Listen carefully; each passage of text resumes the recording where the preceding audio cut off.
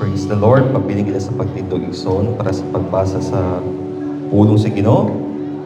Ipado na kami mga Biblia uban abliuban kanako dinhaa sa Matthew chapter 5, 33 to 37. Sa bakaw sa pa Matthew chapter 5 verse 33 to 37. Nagsulti si Ginoong Hesukristo diriya.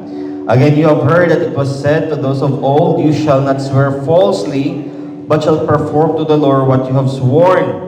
But I say to you, do not take an oath at all, either by heaven, for it is the throne of God, or by the earth, for it is his footstool, or by Jerusalem, for it is the city of the great king. And do not take an oath by your head, for you cannot make one hair white or black. Let what you say be simply yes or no.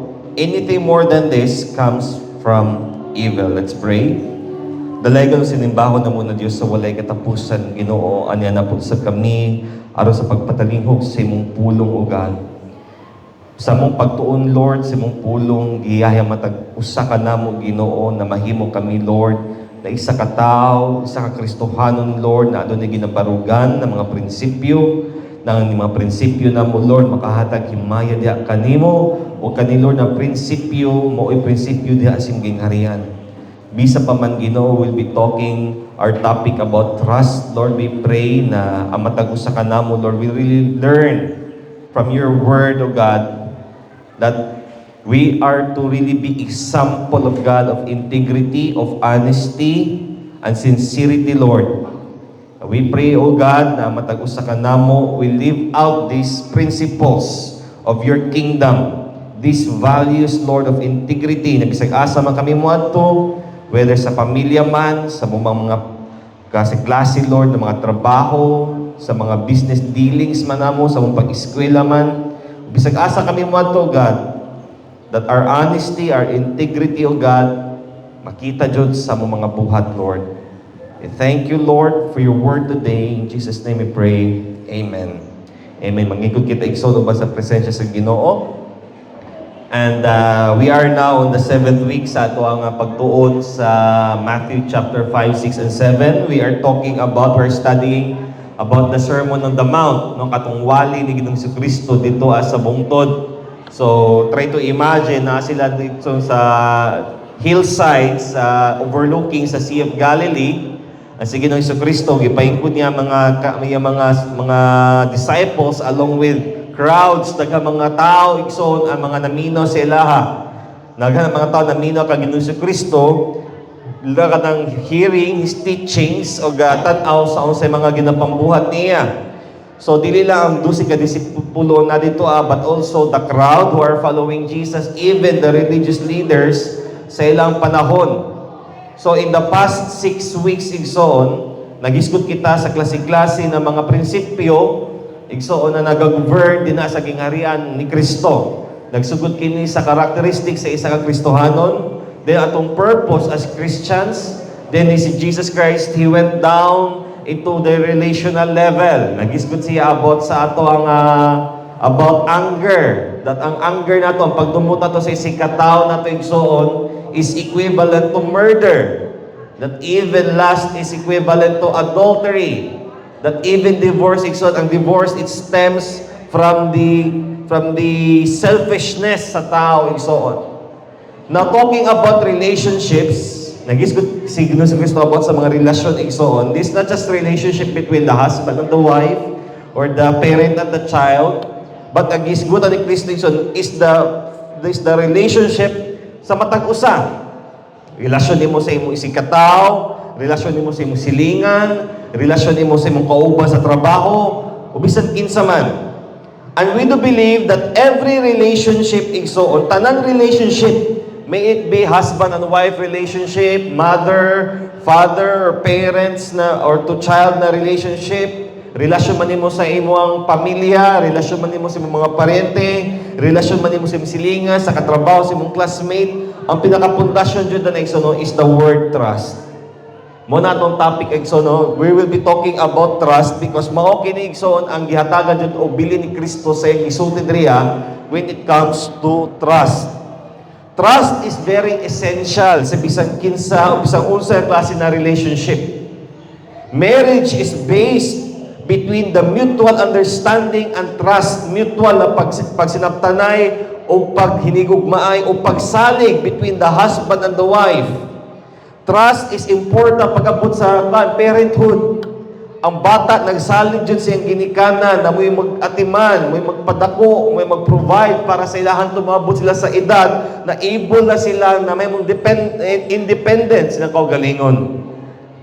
Kita igsoon, ang atong relationship na to sa atong mga relatives is based on trust na panahon sa mga kalisod, panahon igsoon, no, sa mga kalisdanan, we can always go to our relatives to seek advice, to seek help. Ang relasyon nato diya sa trabaho igsoon. Kung sa ato trabaho, whether we are the employer or the employee, it's always based on trust. Friendships is based on trust igsoon. Dili man mo mahimo mga amigo-amiga dinha kung wala mo ipagsalig sa matag usa. You are trusting each other. Na kana kong amigo o kanang amiga, masaligan jud nako sa tanang panahon. Now what will happen? Usa ka mahitabo igsoon kung ang pagsalig nato sa isa ka tawo madaot. Usa kay mahitabo igsoon kung atong pagsalig dinha sa relationship igsoon will have a crack. Ka-testing mo igsoon, okay ra Mike. Okay ra. So, naka-testing mo igsoon kana bitawng niadto mo restaurant o ni kao mo karinderya igsoon niya paghatag sa imo sa baso igsoon na crack. May ba what if ang baso na ay liki mo inom pabakaan na igsoon? I-risk ba ni mo imong health? I-risk ba ni imong safety na mo inom ka sa baso na crack? Na kung imong tan-awon, kung imong butangan siguro ng bugno na tubig o init na tubig, pwede siya maliki, mabuak. So, syempre, dili jud ka mo inom ana. Syempre, mo jud ang palisdan mo na kana, ay, day, o sir, pwede yung palisdan akong baso kaya na may liki o kaya makakita ka ang tubig igsoon, hugaw, medyo na isang pinagluto-luto din na, syempre, di man jud mo na inon. Because wala kay salig kung imo siya inom, wala ka balong sa tusiya. Diba?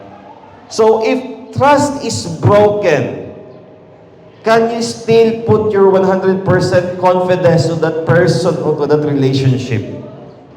Mono importante jud na ato ang tipigan, ato ang atimanon, ato ang sa proteksyonan ang pagsalig na gihatag sa Ginoo, pagsalig na gihatag sa tao sa atoa, especially sa ato mga relationships.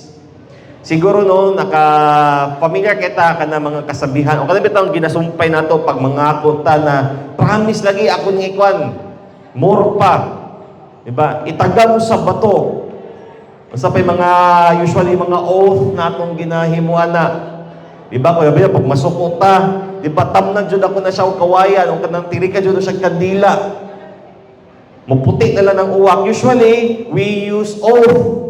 We use daw mga words igsoon to signify our commitment. Especially pag abot na sa marriage, diba? Sa marriage vows, taas kayo mga vow sa padaging pagsulti, just to express their commitment, their desire, na gusto na ipakita na kasaligan jud ko nimo. Ngano musulti man ka na di ba ka mga bata pa ta musulti, da ba nakakita lagi ko, di ba? Kana mo na pagita. Okay, musulti ka kanang na cross my heart and hope mo ba na? And hope to die. Why? Because gusto nimo i-emphasize so na kasaligan jud ang imong gisulti that you are trustworthy. Ang sa gisulti ni Ginoong Jesucristo diri nagpag-abot din na sa pagpangako igsoon, pagpanumpa. In their time, sa panahon ni Kristo, this is very common. Dali kay sila igsoon na manumpa. Di ba kay uso sila time na magkontrata, di ba sa tuwa din pag may kasabutan na atay memorandum of agreement, na may kasulatan na ganang ginagunita, na may mga terms and conditions. Sa ilang time wala. In their time, usually what they use is mga vow, mga panumpa. Usually kung magbasa tag Bible, nadyo na si God pag maghatag og covenant, maghatag promise si Lord, di ba I will in His name, in His Lordship.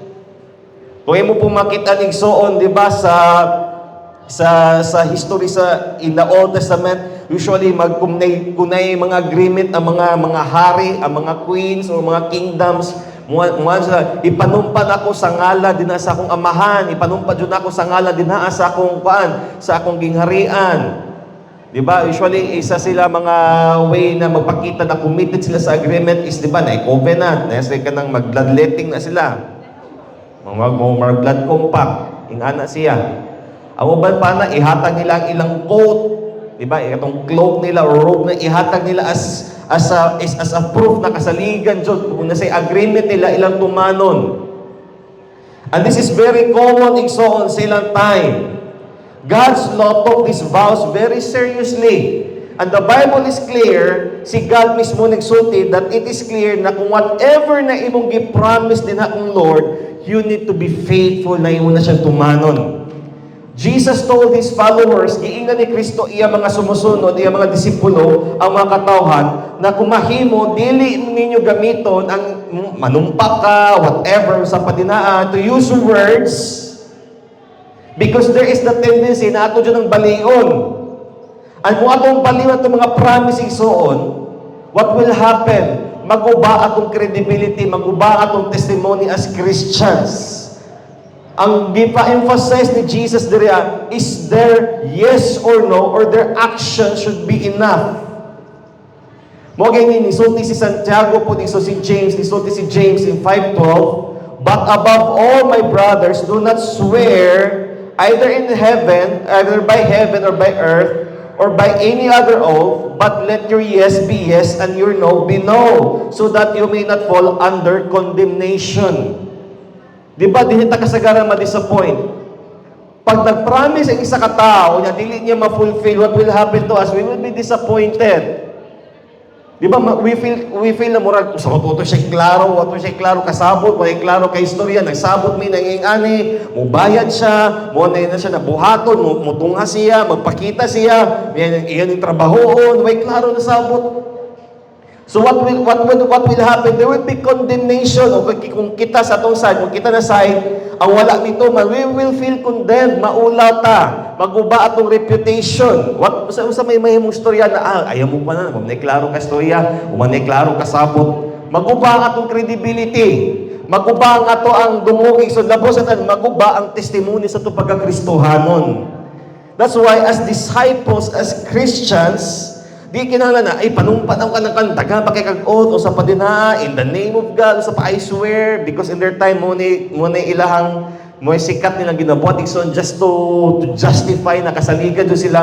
But as Christians, as followers of Christ, what is enough is dapat we should be accountable sa ato ang ipangsulti. Kung unsa atong gisulti, kung unsa atong gipanumpa, whether we can do it or not, it should only be yes or no. Why? Diha magmakita ang atong unang-unang honesty and also our integrity. Ilado jud dapat ison pag masulti ay siya born again na siya, akan siya Christian na siya, akan Kristohan na siya. Usually, pag ang tao, magunahon na ang ilang nasauna na kay, ay honest na siya. And also, may na siyang integridad. And we need to protect that value igsoon. Dapat na ito, ampingan na ito na siya. Dapat na ito, tipigan na siya. Because why? Because it represents who we are representing. It represents Christ sa tuwa. And if madaot itong credibility, then unsa ato na sila pag-win, unsa ato sila pag-lead din sa Ginoo, unsa ato na mahimo kitang testimony, sige tag-ampo na Lord, mahimo kong missionary din sa akong workplace, Lord, mahimo ko Lord na kanang evangelist sa akong mga friends, sa akong classmates, unsa man ato paghimo if kita mismo dili kita mo fulfill sa ato mga saad, unang-una da sa Ginoo sa mga tao. In Matthew 5:33, isulti si Jesus na again you have heard that it was said of those old. So, quoting in the Old Testament na putik soon, talking about ito magipagsulti sa mga propeta na si Jesus, you shall not swear falsely, but shall perform to the Lord what you have sworn. So, wala specific na 10 commandment na gimeso si Jesus din niya. But, isummarize ni Jesus kung unsay gisulti din sa Old Testament that what you say, dapat imong buhaton. Kung unsay gipanumpa nimo imong buhaton. The question is, are you a person of your word? I do believe no kitang tanan, we are all guilty. Kitang tanan, na jud tay gipanumpa na wala jud nato nabuhat.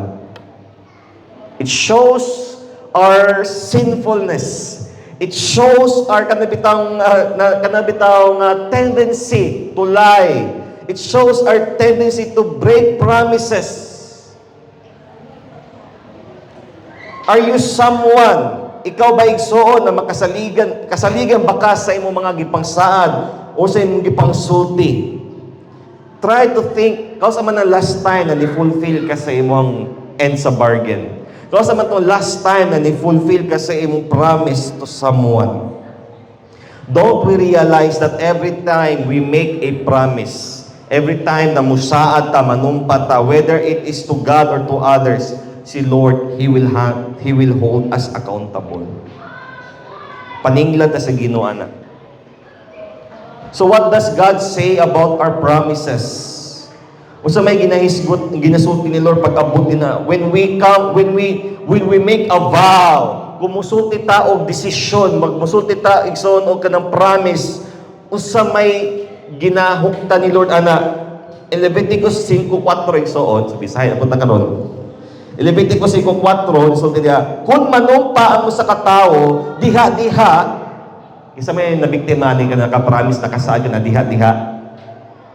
Kanang walay paggunahon na bitaw, diha-diha, sa walay paggunahon na kung maayo o daotan ang iyang gipanumpa ang buhaton, nakasala siya kung maangguhan na niya nga iyang gihimo.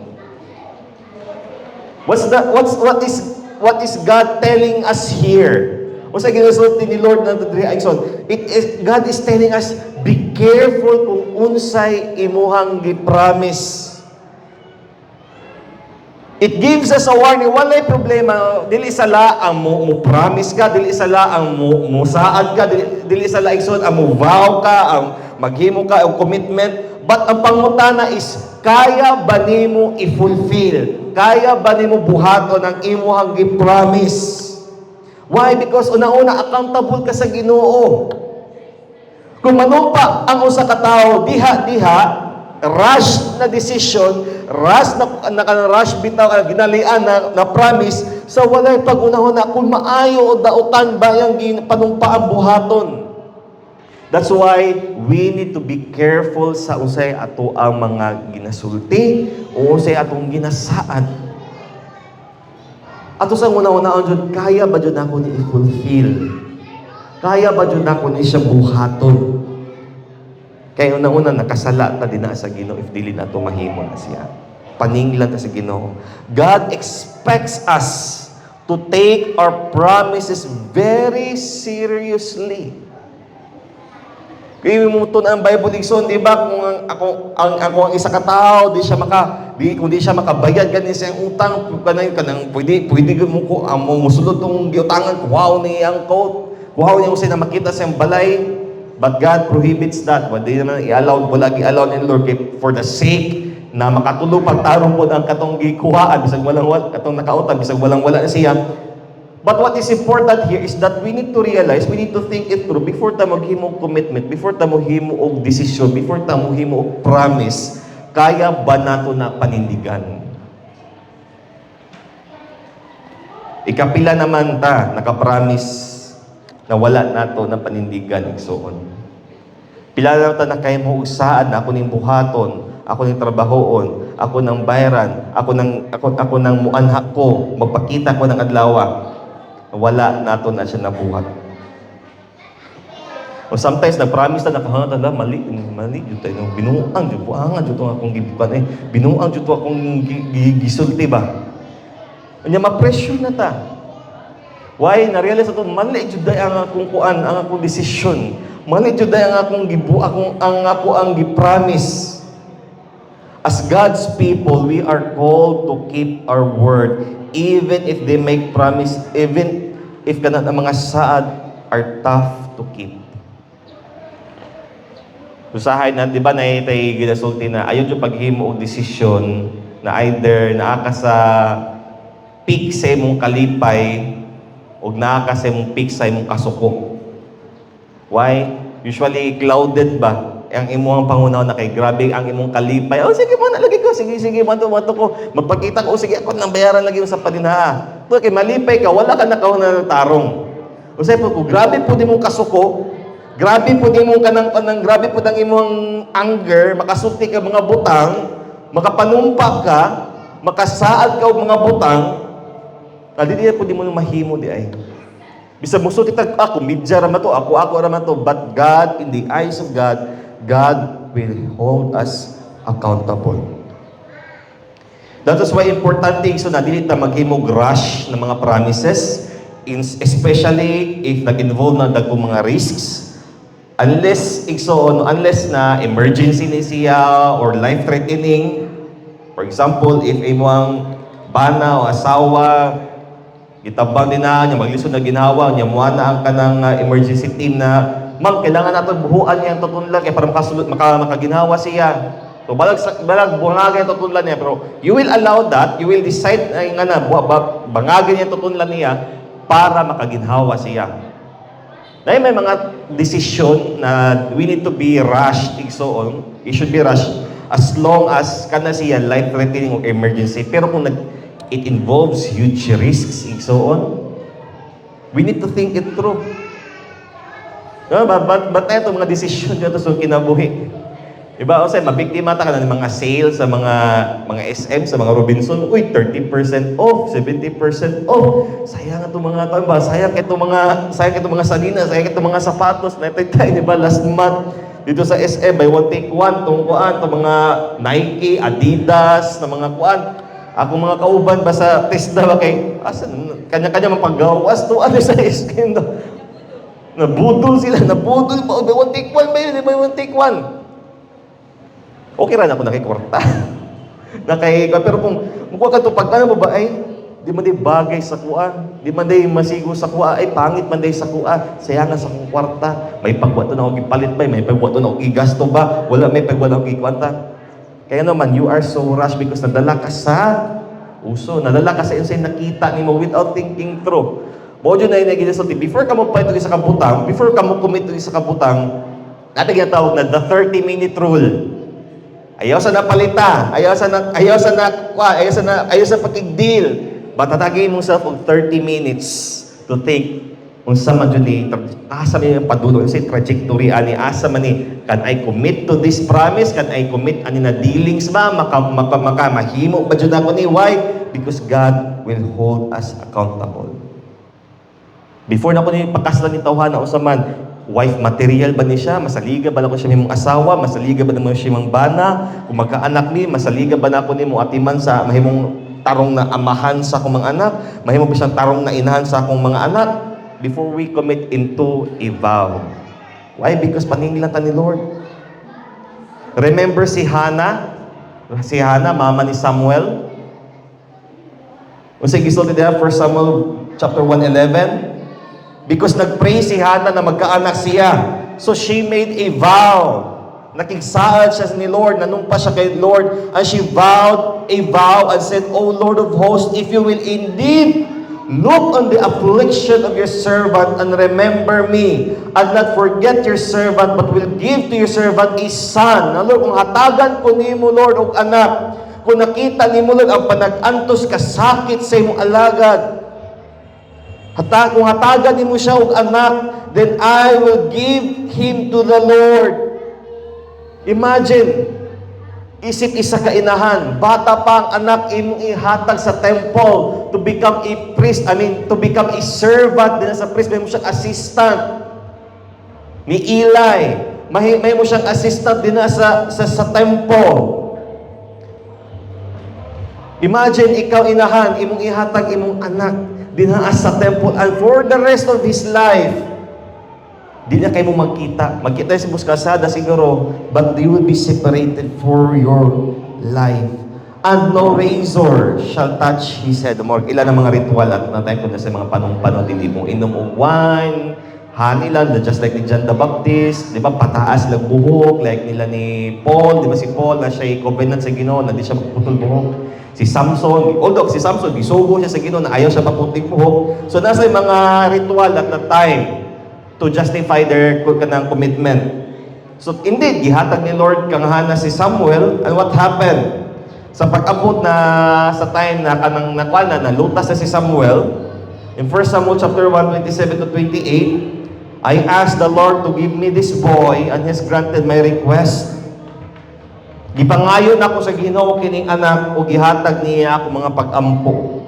Now, I am giving him to the Lord, and he will belong to the Lord his whole life.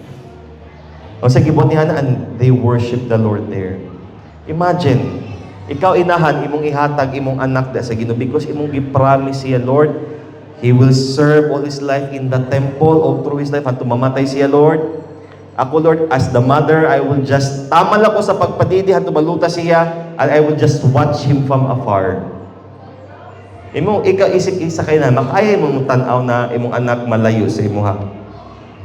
Magdako siya na, siguro, nakailan siya sa mama, ba't kabalo siya na yung mama, nitupad siya sa iyang promise. So makita ni mo no, ang conviction ni Hannah. Even it is hard para siya as a mother.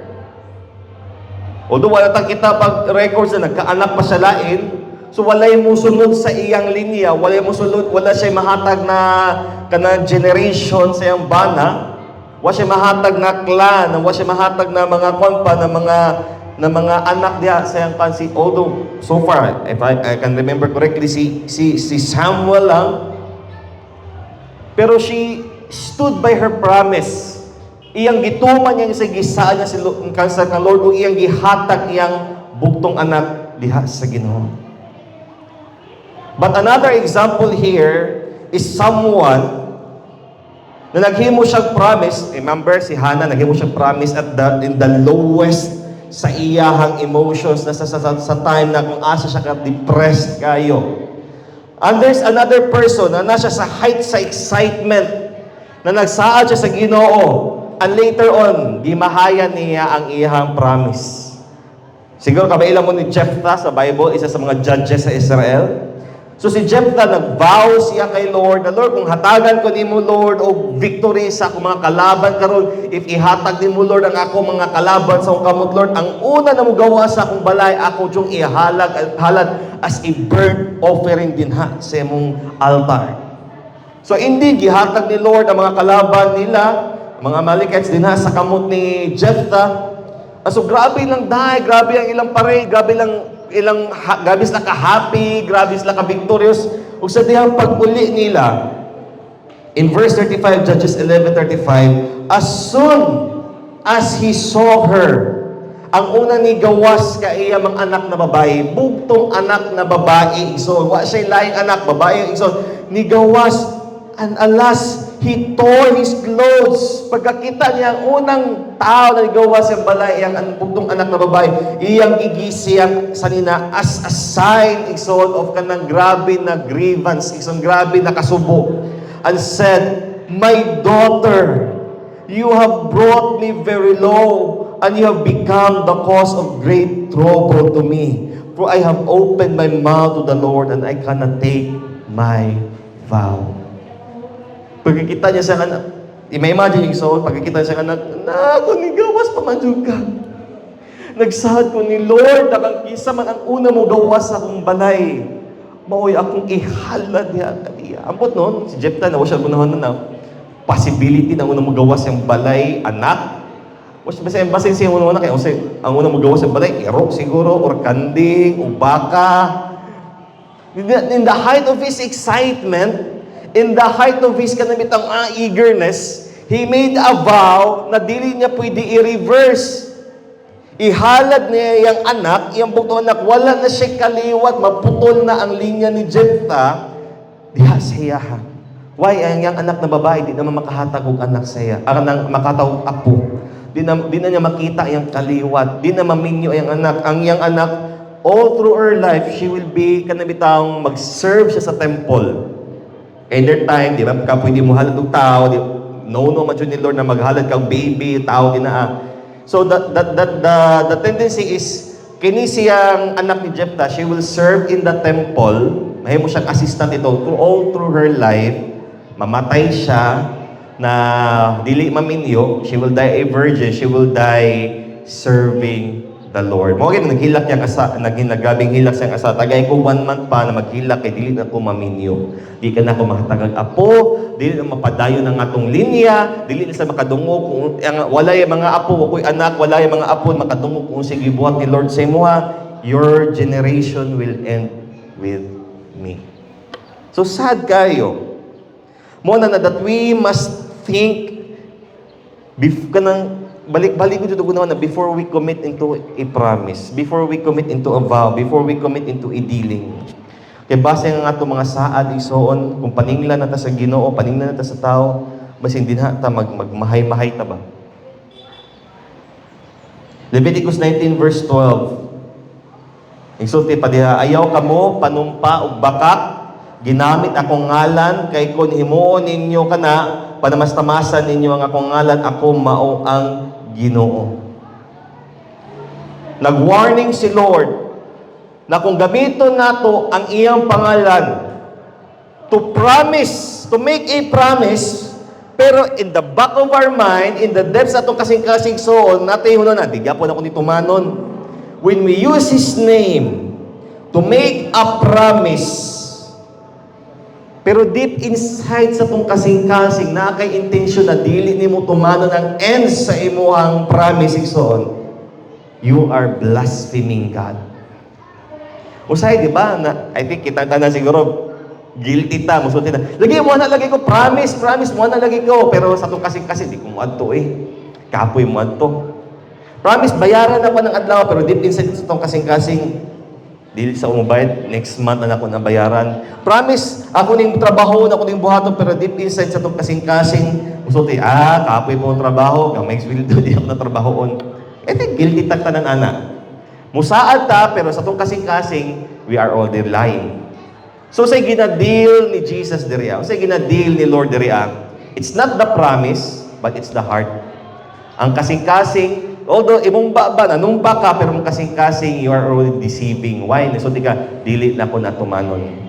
And they are so careful, na careful kayo sila, because kabalo sila, the Israelites know the law of God. Dili ka pwede mo maghimo promise, using God's name, dili ka pwede makig-deal using God's name. So unsa may ilahang kuan, unsa may ilahang gihimo para maka-promise gyapon sila igsoon. So, right kay mga religious leaders, ang mga Pharisee, ang mga priests sa padina igsoon, nangitas lang system na pwede na maisahan ang balaod.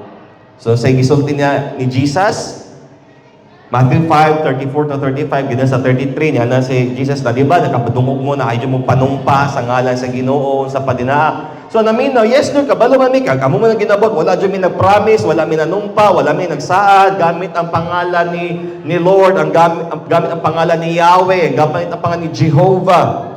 But then si Jesus, but I say to you, i-correct ni Jesus, ano po lang thinking, do not take an oath at all.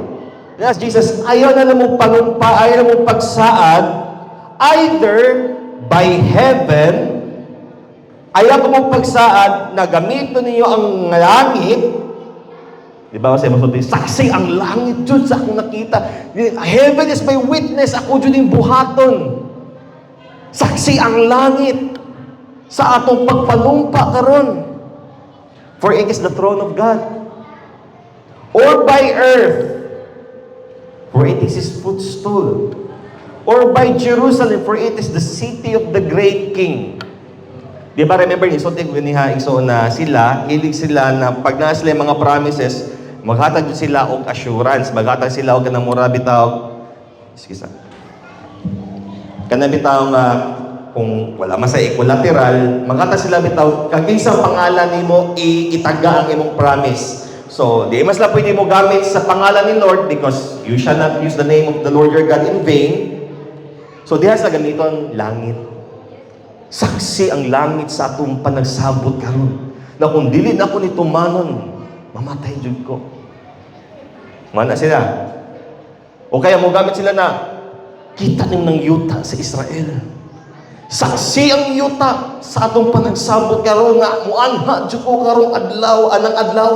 Musa ito sabutan mo anha jud ko. O kaya saksi ang syudad sa Israel, ang Jerusalem. Saksi sila sa atong panagsaad karon na maako jud ning buhaton.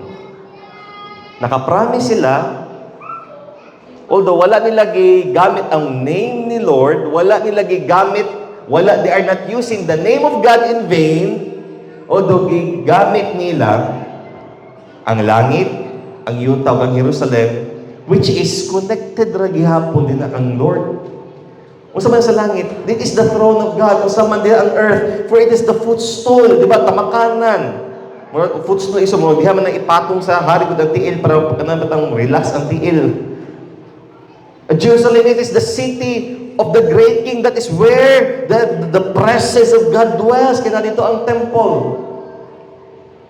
So nga as Jesus, wala gapon mo ilusot, kanang inyong gipangsaad, na diri gapon niya itumano ninyo, although wala mo ni gamit sa pangalan ni Lord, pero ang gipaggamit ninyo na attachments, connected ra gapon niya ng Lord. So indirectly, nagsaad mo dinha gihapon sa Ginoo. Because gidil ni Lord ang issue bitaw of deceit silang time, panglimbong. Although wala mo ni gamit sa pangalan sa Ginoo, lahi gigamit yun ng pangalan, pero deep in your hearts, ng limbong mo. Nigamit sila mga butan, nigamit sa mga lugar, thinking na pwede nila maisahan ang sistema sa Ginoo, but no. Nakita ni Lord, nakita ni Ginoong Jesucristo ilang kasing-kasing, ilang kasing-kasing full of deceit. Na si Ginoong Jesucristo na kung maghimo man lang kayo mo, kumusulti man kayo mo saad, umanumpa mo na di ninyo kaya buhaton, ayaw na mo panumpa. Ayaw nyo gamita ang langit, yuta, o ang syudad sa Jerusalem na manumpa mo sa butang na dili ninyo buhaton. Furthermore, ni Ana si Jesus, and do not take an oath by your head, pati ulo, no? Yan Ana siguro makigdil sila, panumpa na ako ni sa akong ulo. Siguro, siguro ngayon kadili, kung saan man ako na yung ulo, manisulod. Dahil utok, pero slightly used. Dili pa abused, slightly used sila utok. Gabi sila ka na, because this is their culture, siguro, di kita ka-relate, no?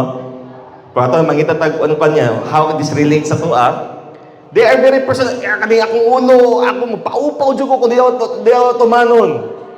Saan ako na yung ulo, manisunod. And Jesus, for you cannot make one hair black or white. So, bisag imo paggamito ni imuhang lawas, di ba, kanang cross my heart, more pa. Bisag gamito pa ni imong lawas, ison, si Lord gapoy tag-iya, ana. Si Lord gapoy tag-iya na because you cannot make your hair, make it white or black. Di mo kaya paputi o, ipaito mo, si Lord ray ibola na, o di mo kaya patubuo ng buhok ko sa patina. Why? Everything is connected to God. The issue here, Ikson, is not the vow, but ang issue, Ikson, is ang kasing-kasi sa tao. Nabas ang kasing-kasing, buhatong ba dyan mo na o dili. As Christians, we need to be the example of integrity. Dapat natin integridad, Ikson. What is integrity? Integrity is the quality of being honest and having strong moral principles and moral uprightness. Meaning, so, kasaligan ka, bisag walay nagtanaw sa imo din ha, pero sis, gisalig na sa imo na trabaho, kasaligan ka. Nakasaligan ka na buhaton nimo sa isakto, o buhaton nimo unsay tama din ha. That's integrity. Di ba, usahay ka, mga apply ng trabaho, ang employer, mangutana, na kanang anong ni-apply ka din niya sa mong kumpanya, unsay mong mahatag sa kumpanya, unsa pa din na, once hired ka sa kumpanya, once hired ka sa mong employer, the employer is putting his or her trust sa imo na you are a person of integrity. Kung sa kang butang dito sa imong PDA nimo, sa imong kuan, sa imong papeles ito that you are kanang you ka ng hardworking. Di ba? Matay pamuta, hardworking, sa padina, flexible, teachable, sa padina ka ng fast learner, eager eager to work. Basta dahil kita mga description na taas kay description, taas kay pahumot. So, the employer is holding to those abilities ni mo. Kanim isulti dinit. Kung tama ni, sige, saligan na muna yung abilidad.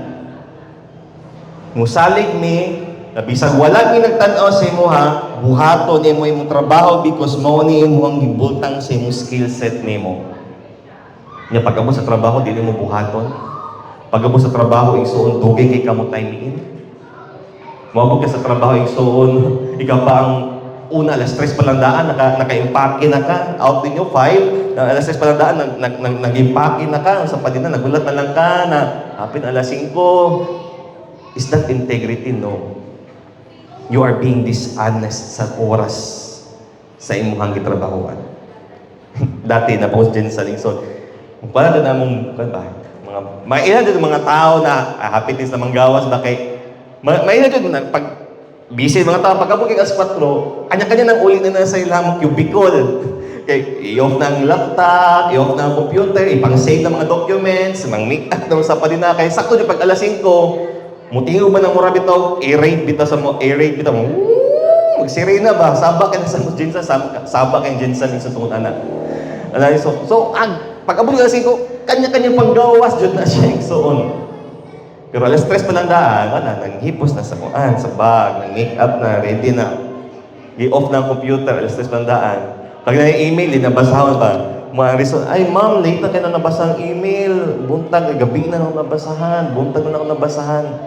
Are we kanang honest sa gitrabahoan na to? Having strong moral principle. Kamusta itong moralidad na ito, Igsoon? Ano sa mga prinsipyo ito when it comes to morality, Igsoon? Do we accept mga under the table na mga para lang ma-forward, ma-progress na ito sa mga dealings na ito din ha? Moral uprightness. Kabalo ka na mali ang ginabuhat, mo apil-apil po gihapon ka din na, Igsoon. That's part of the oath na imuhang gipramisan, Igsoon. For Jesus, our integrity is more important, mas importante siya kaysa oath na imong gipanumpa. Sa mga nurses naman dyan na ikaw, di ba? Sana, Hippocrates oath o Hippocrates oath, kung saan na siya? Di ba natin oath, pag ka ng, o sa mga doctors, di ba, ka ng pagpasa sa board exam, pagkuan o taking na kay panumpanan, buhaton nimo na dili jud mo pasakitan ng imong pasyente, na dili nimo sa pana, you will do your best, ingan daghang kay mga oath igsoon. Pero useless na siya imong oath igsoon kung pag-abot na sa realidad, pag-abot nimo sa imong trabaho, wala nimo nagibuhat ng oath nimo igsoon, it's useless. Pero bisag wala ka nag-oath din ha, pero ang imong gitrabaho, you are a person of integrity. Yung paningkamutan dyan imong gitrabaho, gihimo dyan na pulido imong trabaho, may trabaho. Why? Because mo may gisaligan ko sa akong employer. Gi-hire ko because nagsalig sila sa kuha. Alam mo sa tanan, nagsalig ang Ginoo sa kuha. Gihatag na sa Ginoo sa akong trabaho because ang Ginoo nagsalig sa kuha. Usay, sige patag-ampo, Lord, nagay kong trabaho, Lord. Lord, nagay kong trabaho, Lord. Maningkam mo dyan trabaho, Lord. Faithful dyan ko, Lord. Mutabang ko sa buluhat mo dyan, Lord. Pag-abot, hatagang ni Lord trabaho. What will happen? Dili mamakitaan. Dili mo tabang sa buluhaton. Wala ka na, Lord, dako na akong sweldo, dako na maki ang 10%. Lord, na itabang sa buluhaton. Sayang man, Lord. Sa next time na, Lord. Wala pa si Lord siguro naman. Sige, kung lisod sa imuhan na, may pa ibalik na ka sa pinaka-permero kung asa ka. Kung lisod ka, maglisod ka na posisyon, balik na ka sa permero. Ingala ba? Integrity. Bisag way nagtanaw sa imo din na trabaho ang bali mo imong trabaho. Because that's part of your vow, that's part of your promise. Bisag wala ta sa muda igsoon, imo bang buhaton sa imong gisaad. There are areas, some of the areas igsoon ang gilista here where Christian integrity should be seen. Asa dapat makita ang integridad. Unang-una in the marriage, Ang bana ug asawa dapat masaligan nila matag-usa, bisang ang bana nasa layo or ang asawa nasa layo ng trabaho, dapat they should be trustworthy sa matag-usa. They have a commitment, they have a promise to be faithful sa matag-usa. Labaw sa tanan sa Ginoo. Then sa family, parents, are you trustworthy ba sa imong mga anak, labi ng mga bata? Nag-promise ka na ato ta sa kuan lagi, promise na ko na ato ta sa ingani nga ato palit lagi ingani ang mga bata kay ilabi ang timan-an. I do believe kita niagi man ta mga pagabata kung paano mo taon ta mo matag-usa kabalo mo unsay gisaad sa imong mga magpapa na wala nila natuman. Ayan, siguro until now you are holding na ba si tumano pa ni mama papa.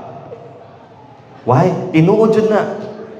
Because ang mga bata na to, ang mga children, ang mga bata, they are still in the season that they are learning to trust you. Nawa sila yung kasaligan, ang mama o papa radyo nila. Hopefully, kita na mga parents, no? We will take care sa itong mga anak na masaligan ta nila kaysa sa ilang mga yaya o sa kisa may atong ginapinlan sila. They will hold on to that promise. Sa school, ang mga parents nag-expect na maningkamot, nag-skwila, tarong ilang mga anak. Mga estudyante, kasaligan bata sa itong mga parents. Nag-skwila, tagtarong. Kasaligan bata sa itong mga ginikanan ng atong mga pag-tuition, ato yung gibayad sa tuition. Naka na mga miscellaneous, mga project na ato yung amutan man, amutan pa, amutan. Masaligan ba nato itong, masaligan bata sa itong mga parents na ato yung ang gibutang sa amutan. O dili sa pulutan o sa padinhaan. Sa work, that's what I've said kanina. When you say na, yes, I will do it, buhaton na po ni sir, buhaton na po ni ma'am, kasaligan ba na nato ng buhaton? Sa ato mga business dealings nato, BI, so this name, BI, I don't know. Kasaligan ba na sa ato mga income tax return nato, sa ato mga dealings nato, sa ato mga income jud, sa ato mga resibo. In our dealings, if nagsaad ka na, you will deliver that. Imo ba dyan naman deliver ng exact amount sa delivery?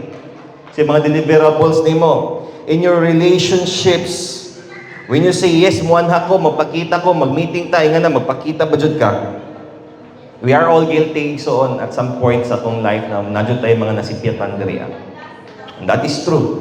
And that is what is Jesus telling us. Kung unsa may imong kuan, imong gi-promise, you need to be faithful, anak. In verse 37, si Jesus, just make let what you say be simply yes or no. Simple lang, yes or no. Kaya ba di mo ni buhaton? Yes. Kaya ba di mo buhaton? Kung anak ka na, magdi na ko ni kaya, above ni sa akong mga abilidad, di man ako na kaya, pero pwede ko magtuon kung saan ako na siya. Wala ka, pwede ko. You can be honest. Usay mga employer, mangutan sila, kansaman, kabalo ba ka, ani, kabalo ba ka, ani na mga program, kabalo ba ka ng mga software. Kung di ka kabalo, di ko kabalo sir, pero kung tudluan ko ninyo, dali ra ko makabalo jud ko. Yung nga na siya. Oaths are not substitute for personal integrity. Make integrity your standard. Yes or no lang. Kinahanglan sa Ginoo.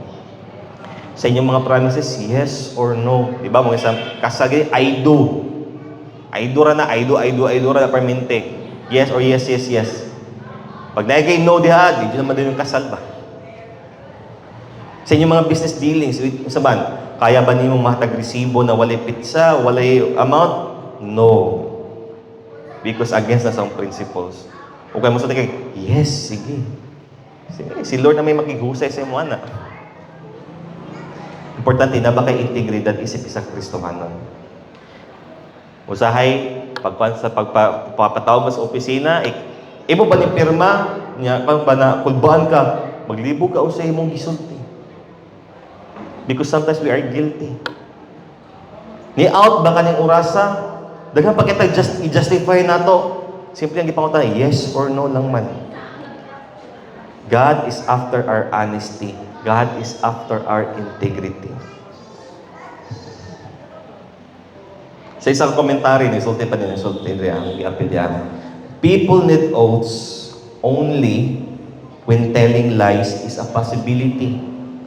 Bantay ka na ang pag ang isa ka tao dahil kay promise, dahil kay saan, there's the possibility na mamakak na siya o hindi niya buhaton ng iyang promise. But as believers however know that they are accountable to God for every word they speak.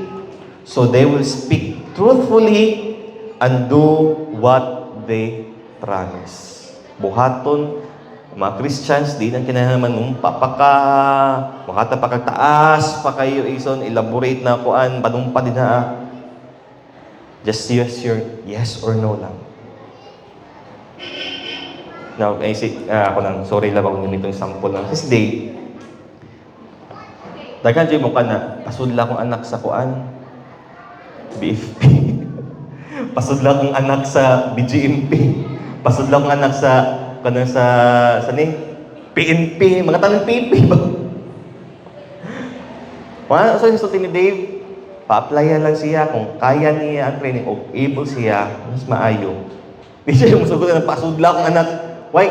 Basing kung mali o pangit o performance to, ang gipasulod, kung tapulan po na, di po na mo duty, tapulan sa padinaa, kasi una madaot siya. Kasi napasulod ani, si Kuan man to, si Dave man to. Daot ka, madaot yung credibility. Well, natititayin niyo kung amigo po gani, ikaw bang isda, pagkabalo niya na, igagaw na ako, tag-iya sa isa, coffee shop sa Butuan, nang-apply siya dito, sa Sir, sino sir ba? Ina si Sir Juan, si Sir, imong igagaw, pinapasudlon ko. Ako, di ko kuan ba, kay, maulaw ko. Una-una, maulaw ko na may mong bakir-bakir niya, maulaw ko na basi day pangit performance, sa padinaa, madaot, ako ba yung madaot? O madaot ilang company, madaot po ko. So, anak ko na, sige lang, ampo lang sa Ginoo. Ampo lang sa Ginoo, kumpara na si para na si Muha. Be honest lang sa ilaha. May ganyan, kita po siya trabaho sa Kwanpod, sa lahigpod na coffee shop. So, yung ba? Siguro, no, as Christians, labi na if natin ability, if you have the power to na mag-back og someone, siguro applicable na siya. Kung nakita mo ka na siya na tao, maayos siya mo trabaho, if you can really vouch, makapasiguro, makakonjug ka sa iyahan na maayos siya ang trabaho, siguro, well, you can vouch siguro. Pero if di wala ka kaila kaniya, if all diskumpiyado kaniya, siguro ayaw na lang. Kaya naman, mabalik ra gihapon sa mo ang komento na dili maayo. Keeping promises builds trust and makes committed human relationships possible. So kung usa may gi-promise nimo, kung imo maging na siya ison, mag-build na siya of trust. It makes committed human relationships possible. Pag tumano ninyo sa gisa ninyo, di ba mas mo-grow pa din ang relationship ninyo. So rather than making oaths, rather than na maghimo pa kag mga promises, tag-as pa kay igsoon na mga vouch para sa imo ha, ang gipangay sa Ginoo sa tuwa is our honesty. Are you honest sa imo mga gina-promise? Kung when you promise something, are you honest ba na imo nang buhaton? Integrity. Can God trust you? Can that person trust you na imo nang buhaton truthfully? And then sincerity. Sincero ba ka when you say that promise? Nisulti ka, nibuhi ka na promise, nibuhi ka na nasaad, nibuhi ka na ako ng buhaton. Lord, ako dyan yung buhaton. Lord, kung imo ni Hana sa ako dyan yung buhaton, just like ni Hana. Are you sincere ba na imong gibuhat ko? Or basing at the back of your mind, nagwanahon na ka, kung ihatag ni Lord sa kuasa po na ko ni buhaton. Why?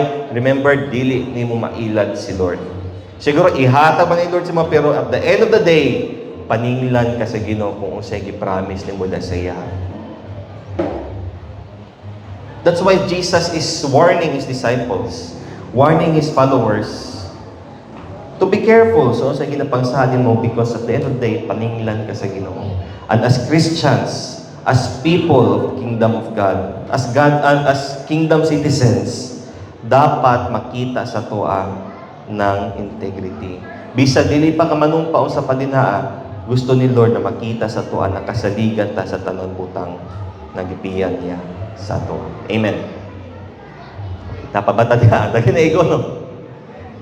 So, ato pa din kamutan kung sa itong gisaal, atong tumanon. Di man lalim, di man dali, sometimes maghimot tagsaad na lisod, pero since naghimo tag saad, aton pumano. Siguro if nakikita ta nakatang saad natong gisulti atong nabungat nato is mali siya, mangay pasaylo sa Ginoo, mangay kaalam ni sa Ginoo sa atong pag-correct atong mga lapses. Okay? Manindog tanan as we prepare ourselves to receive the communion.